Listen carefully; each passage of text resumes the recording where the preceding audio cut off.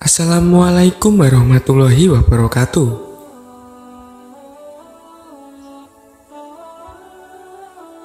Rasulullah Shallallahu Alaihi Wasallam sebagai kekasih dan orang pilihan Allah mempunyai tempat yang istimewa di antara para sahabatnya. Tidak jarang di antara para sahabatnya itu menawarkan diri untuk menjadi pelayan Rasulullah. Namun demikian, Rasulullah Shallallahu Alaihi Wasallam tidak merasa seperti raja di antara para sahabatnya. Hal ini terbukti di antaranya ketika Rasulullah dan para sahabatnya bersama-sama membangun Masjid Quba. Rasulullah tidak gengsi untuk mengangkut batu bata di pundaknya. Inilah di antara bukti kerendahan hati Rasulullah Shallallahu Alaihi Wasallam bersama para sahabatnya. Rasulullah Muhammad Shallallahu Alaihi Wasallam yang merupakan seorang nabi dan rasul masih mau mengangkat-angkat barang material bangunan masjid dan ikut terjun langsung dalam menggali parit saat perang Khandaq terjadi. Sejarah mencatat beberapa nama sahabat yang pernah mengabdikan dirinya untuk Nabi dan memiliki peran masing-masing.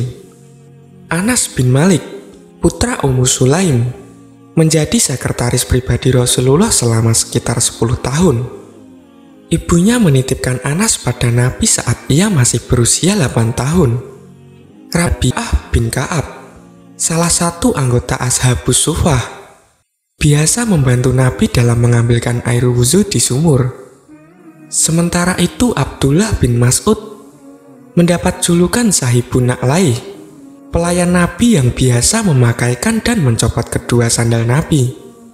Uqbah bin Amir juga mendapat julukan khusus sebagai pelayan Nabi, yaitu Sahibu Baklatihi. Ia biasa bertugas menuntun hewan bigal yang ditumpahi Nabi saat bepergian kemanapun. Selain itu, pelayan Rasulullah dari kalangan wanita, di antaranya adalah Ummu Aiman. Ia berkebangsaan Ethiopia atau Habasyah.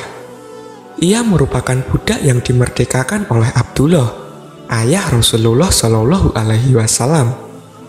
Ummu Aiman salah satu orang yang berjasa dalam merawat Nabi dari kecil hingga dewasa. Umur tidak ada yang menyangka, Rasulullah justru wafat 5 bulan lebih dulu dari Ummu Aiman. Di sisi lain, pelayan Rasulullah ternyata bukan hanya dari kalangan Muslim saja. Pemuda Yahudi yang konon bernama Abdul Qudus juga pernah menjadi pelayan Rasulullah Shallallahu Alaihi Wasallam. Tidak diketahui secara pasti apa tugas Abdul Qudus dalam melayani Rasulullah Shallallahu Alaihi Wasallam. Namun demikian, Al-Qurtubi menyebutkan bahwa sekelompok Yahudi memaksa berkali-kali Abdul Qudus untuk mengambil rontokan rambut Nabi.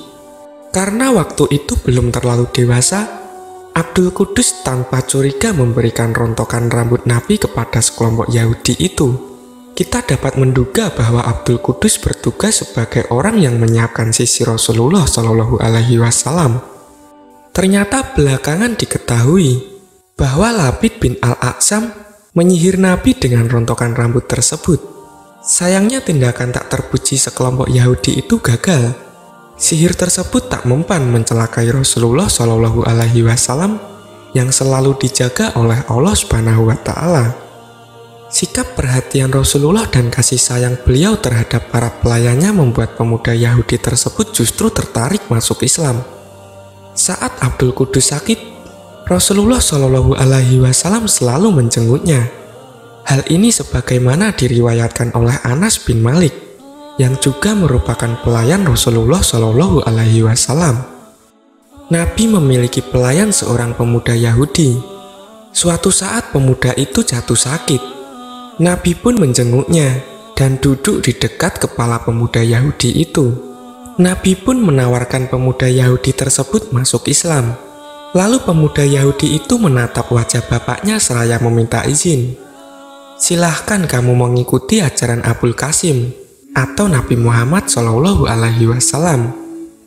Ayah rela kamu masuk Islam, jawab ayah pemuda Yahudi itu kepadanya. Nabi pun keluar seraya berdoa, Alhamdulillah, semoga dia diselamatkan dari api neraka. Dari kisah pelayan Nabi yang berasal dari agama Yahudi ini, kita dapat mengasumsikan bahwa hubungan sosial Nabi dengan non-Muslim terjalin dengan sangat baik. Jikalau kita dapati riwayat-riwayat hadis, sekalipun sahih, berkenaan dengan pertikaian antara umat Muslim dan non-Muslim pada masa lalu itu bukan dikarenakan faktor perbedaan agama. Semoga kisah ini dapat menginspirasi dan menambah wawasan kita. Amin ya robbal alamin. Wassalamualaikum warahmatullahi wabarakatuh.